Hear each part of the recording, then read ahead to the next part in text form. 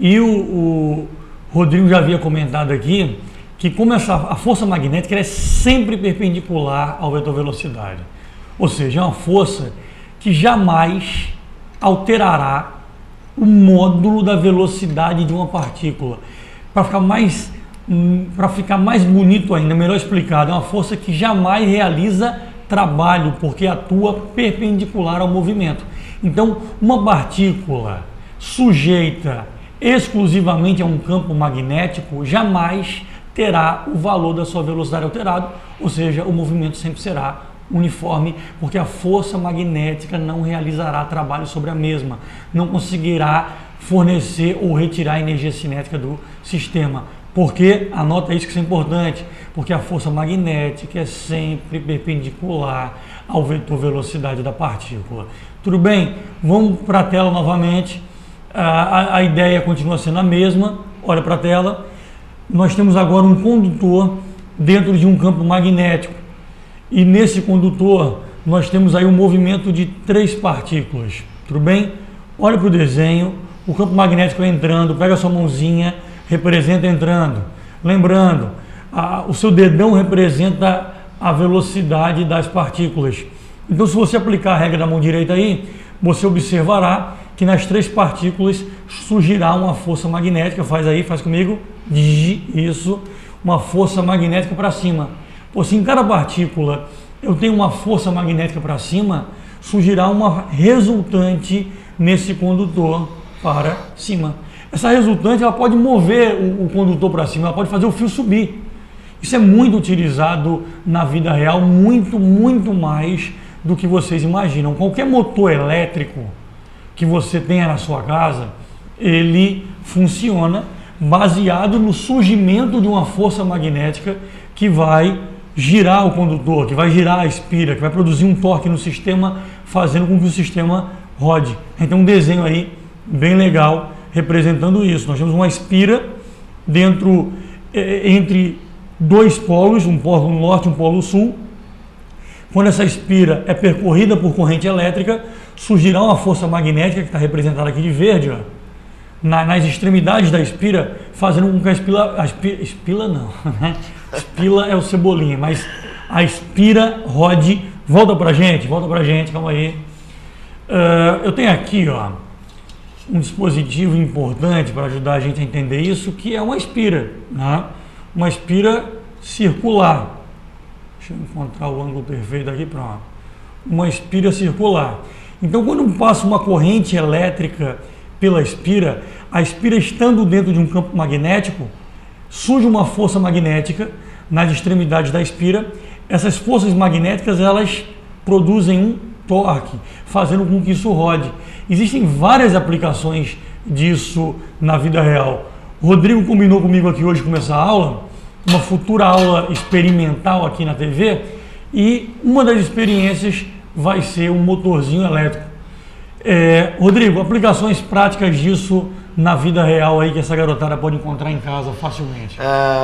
Um motorzinho daqueles carrinhos de brinquedo, né? Aquele carrinho de controle remoto. A gente tem o surgimento desse torque, dessa força através do campo magnético, né? A corrente elétrica passa e o condutor, na presença do campo magnético, a gente vai observar que vai surgir esse torque, esse giro, essa tendência de giro por causa da força que vai atuar sobre os portadores de carga elétrica que estão percorrendo ali o condutor, né? Então, um exemplo prático, que você tem em casa, que você pode associar aquele motorzinho de carrinho. Hoje, Carlos André, os caras estão vendendo uns brinquedinhos. Você vai nesses parques aí e eles vendem uns ventiladores, não sei se você já viu, né? E aquele ventiladorzinho, a gente... É um portátil esse? Isso, um ventilador portátil, que ele tem um efeito luminoso, inclusive, né? A gente trabalha ali a persistência luminosa, inclusive, né? Naquele ventiladorzinho. Então, funciona a pilha, passa a corrente elétrica, tem uns condutores lá, nós temos uns condutores, e na presença do campo magnético eles vão começar uma rotação. Ventilador é um ótimo exemplo, inclusive é um dos exemplos que mais cai em vestibular, ventilador. Anota esse aí.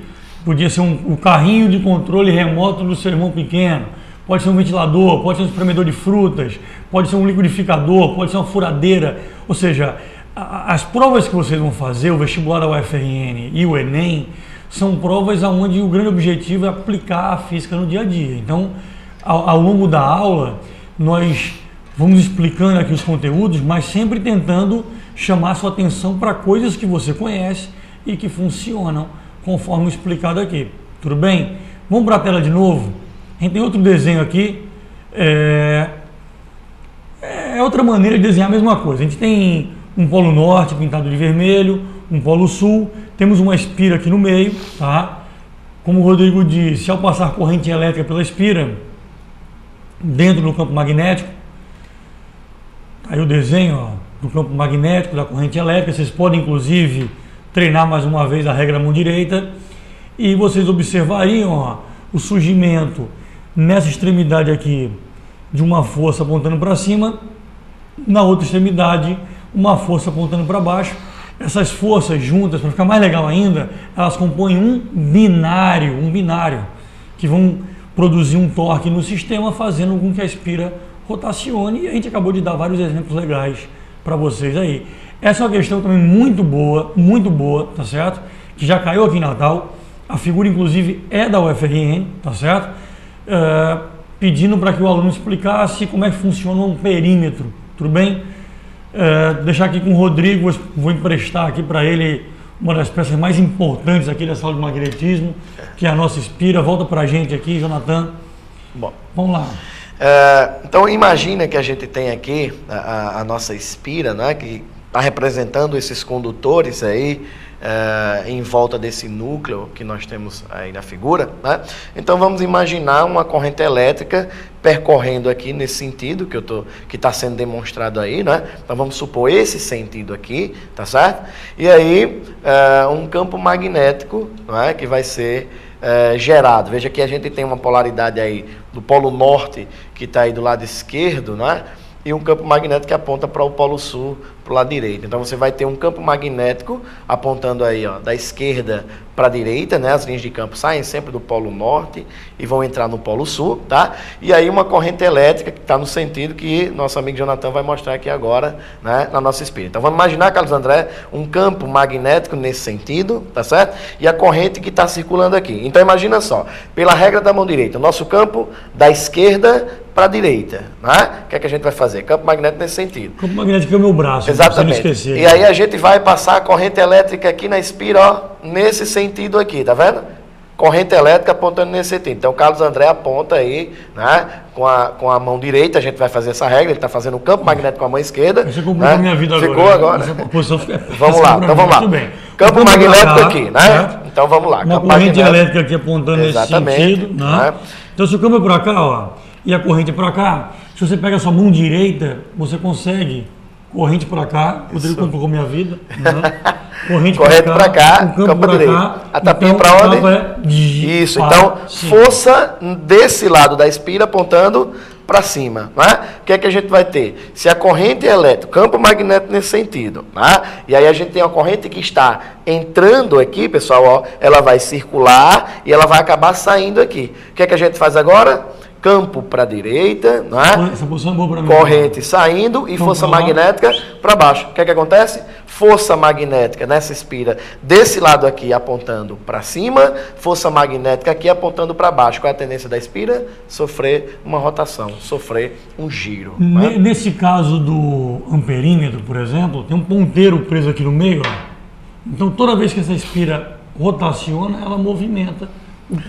Inclusive, ela vai rotacionar, o ângulo que ela gira depende da intensidade da corrente que passa, né? Então o ponteiro está firme aqui na espira, e o que é que acontece? De repente passa uma corrente mais intensa, então a espira vai ter uma rotação maior, um ângulo maior, um giro maior, e aí o ponteiro vai acabar indicando uma maior intensidade de corrente aí, né? Então se a corrente elétrica diminui, aí o giro acaba sendo menor, né? Nesse caso, provavelmente existe um sistema de molas ali, né, que vai prender, isso, né, que vai segurar a espira. Então, uma força mais intensa, você vai pressionar mais a mola, né, você vai exercer maior força sobre a mola. Quanto maior a corrente, maior vai ser a força, mais e aí, a espira vai maior deflexão. Outro exemplo que eu acho muito legal, todo mundo deve saber o que é um disjuntor, né? Um dispositivo de proteção. Quando a corrente elétrica é muito alta, a chave deflete, o disjuntor desliga, impedindo a passagem de corrente. Já parou para pensar o que produz essa deflexão da chave? É uma força magnética também, ou seja, o princípio de funcionamento é o mesmo que a gente está explicando aqui. Belezinha? Vamos em frente, volta para a tela, galera. A gente vai entrando aí no que seria normalmente num livro de física, agora o capítulo 3 de magnetismo. Então, olha só, vamos começar discutindo o campo magnético criado por um fio retilíneo. A gente tem uma famosa experiência aí, feita por Ampère, né? Que inclusive vai ser o nome do meu filho, Carlos Ampère, no futuro, muito bonito, é um sucesso esse nome. Então, uma experiência feita por Ampère, onde nós temos uma placa, sobre a placa existe limalha de ferro, e temos um fio aqui, um circuito que por enquanto está aberto. Quando eu apertar o botão, esse fio vai ser fechado, vai passar corrente elétrica no fio, corrente elétrica gera campo magnético, já explicamos isso hoje, e ao fechar o circuito, você observa que as limalhas elas acabam formando circunferências ao redor do fio. Traduzindo, a gente precisa que vocês saibam que o campo nas cercanias de um fio retilíneo, de um condutor retilíneo, tem formato de circunferência. Isso é uma coisa muito importante. Tudo bem? Aqui nós temos uma outra regra da mão direita, conhecida como regra de Ampère. Regra de Ampère. Turma, na regra de Ampère, você pega o seu dedão, tá? O seu dedão representa o sentido da corrente, a figura perfeita aí, e você deve girar sua mão para saber o sentido do campo magnético. Eu acabei de dizer, volta para mim aqui, olha para mim, eu acabei de dizer que ao redor de um fio retilíneo, o campo, as linhas de campo são circunferências. Mas para descobrir o sentido desse campo, o dedão é a corrente, então suponha que a corrente seja para cima, você gira sua mão e você descobre o sentido do campo magnético. Se a corrente fosse para baixo, eu teria o campo no sentido oposto. Tudo bem? A gente vai chamar essa regra de Ampère. Com ela a gente vai descobrir o sentido do campo magnético gerado por um condutor retilíneo. Não confundir a regra de Ampère, que diz o sentido do campo, do fio, com a regra anteriormente explicada da mão direita, regra número 1 da mão direita, também conhecida como regra do tapa, aonde você descobre o sentido da força magnética.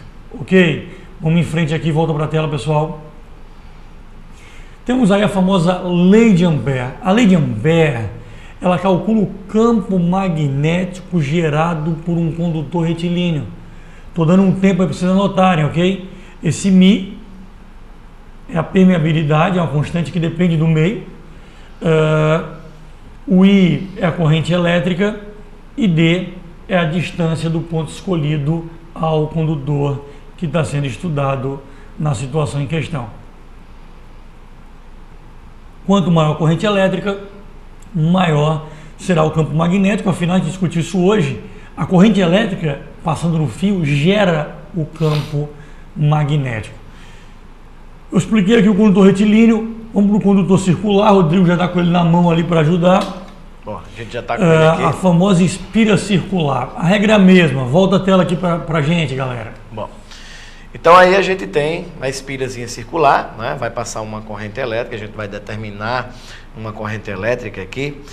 Então vamos supor aqui, ó, corrente elétrica neste sentido, tá? A gente pode simplesmente, com a regra de Ampère, pega a regra da mão direita, né?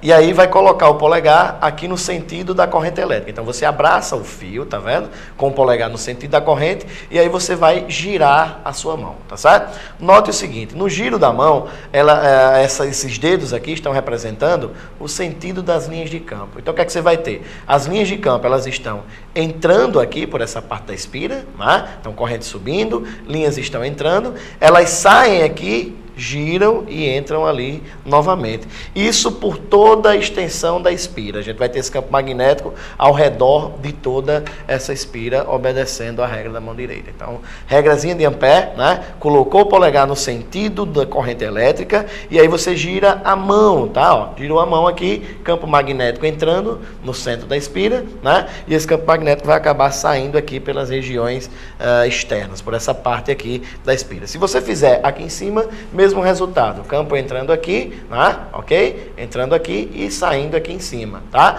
Mesma coisa aqui desse lado. O campo entra por essa região e sai nessa região aqui. Então, sempre polegar no sentidozinho da corrente vai dar para você o campo correto. Ok? Eu vou mostrar 2 desenhos aí só para vocês observarem se vocês estão entendendo realmente. Volta para a tela. Vamos lá, você em casa aí, pega a sua mão direita, essa é a esquerda, está confundindo, pega a direita, isso, mão direita, perfeito. Digam para mim como é o campo magnético no centro dessa espira que está desenhada. Vamos lá, perfeito. Saindo, o Rodrigo já explicou isso hoje, campo saindo é representado por um ponto, como vocês estão vendo aí. Ótimo, perfect. Figura número 2. Você tem uma corrente no sentido oposto, aí fica fácil, né? Se a corrente estiver no sentido oposto, com certeza o campo magnético vai ter no sentido oposto, vai estar no sentido oposto. Porém, de qualquer maneira, pega a mão direita de vocês aí para treinar. Vamos lá, pessoal, sem preguiça. Eu estou vendo tudo que está acontecendo aí, hein? Ok, pegou a mão direita, perfeito. Campo magnético entrando. Então foi isso que o Rodrigo estava falando para vocês. Estão aprendendo tudo bem direitinho. Outra coisa que o nosso amigo Rodrigo falou, olha esse desenho aí. Pega a mão direita de vocês novamente. Percebam que se o campo entra por um lado, ele vai sair pelo outro. Né? Ele vai sair pelo outro. Então toda a espira tem um lado norte, que é da onde o campo sai, conforme mostra esse desenho, e um polo sul, que é onde o campo entra. Eu vou pegar aqui novamente a espira. Volta para a gente aqui, pessoal. Valeu, Jonathan. Deixa eu botar aqui mais ou menos na posição que estava para vocês. Ó. A corrente estava nesse sentido. Então, você usou a regra da mão direita aqui, ó, o campo aqui entrando. Se o campo é entrando aqui nessa região, ele vai sair do outro lado. Esse mesmo campo que saiu aqui, ele volta aqui por fora, ó, e vai entrar aqui novamente. Ó. A gente não vai entrar nesse detalhe aqui hoje, mas isso tem tudo a ver com a lei de Gauss para o magnetismo, tudo a ver. Então a linha que saiu entrou nessa face, sai pela outra, volta e vai entrar aqui novamente. Inclusive, como eu já falei, em toda a extensão da espira, né? Toda a extensão dessa espira a gente tem campo magnético, porque quando a gente vai fazer essa regra, a gente geralmente faz em uma porção, em uma fração da espira, mas na verdade o campo magnético é em toda a extensão dessa nossa espira. Tudo bem, olho na tela novamente, então galera, aproveita aí para anotar a equação que calcula o campo magnético de uma espira circular, μ vezes I sobre 2R, tudo bem? Vamos em frente, todos prontos? Bobina chata. Uma bobina nada mais é do que um conjunto de espiras. Eu costumo inclusive dizer na sala que a bobina é o coletivo de espiras. Né? Coletivo de abelhas, lembra ainda, professor? Colmeia, né? Enxame. Abelha é enxame. Enxame, né? Peixes, cardume, etc e tal. É que a gente estuda isso quando é muito bom, né? Eu só sabia de colmeia, nunca ouvi falar em enxame. Mas tudo bem, a gente estudou isso na 5ª série com a professora Cláudia Betti Goretti, a pessoa vai esquecendo, mas o coletivo de bobinas o coletivo de espiras é bobina. Então, você tem aí várias espiras juntas formando uma bobina chata. Por que bobina chata? Porque as espiras estão próximas, chata de achatada, ok? Você olha aí na tela e pensa, pô, mais uma equação? Percebam que não é mais uma equação. Eu vou voltar aqui para o celular novamente, está aqui a equação da espira circular. Prestem atenção e percebam que a equação aqui é a mesma equação. Apenas você multiplica pelo N, que é o número de espiras que existe na bobina. Se a bobina é formada por 500 espiras, você vai multiplicar por 500. Se a bobina é formada por 1000 espiras, você vai multiplicar por 1000. Então, percebam esse detalhe, ok? Nossa próxima bobina é o famoso solenoide ou bobina longa. Mais uma equaçãozinha para vocês anotarem, tá certo? A gente pegou aqui hoje um dos assuntos que decidem o vestibular, um dos assuntos mais importantes do vestibular. Anotem aí o campo magnético de um solenoide, também conhecido como bobina longa. Mi vezes N vezes I sobre L. Lembrando, esse Mi é uma constante que depende do meio, o N é um número de voltas, o I é a corrente que passa na bobina e o L é o comprimento da mesma. Uma coisa importantíssima que eu queria que vocês anotassem aí no caderninho de vocês é que no interior de um solenoide, o campo magnético é o quê? Uniforme. Olha esse desenho. Rodrigo, por que esse campo magnético é uniforme? Vamos lembrar a galera que está em casa aí. Bom,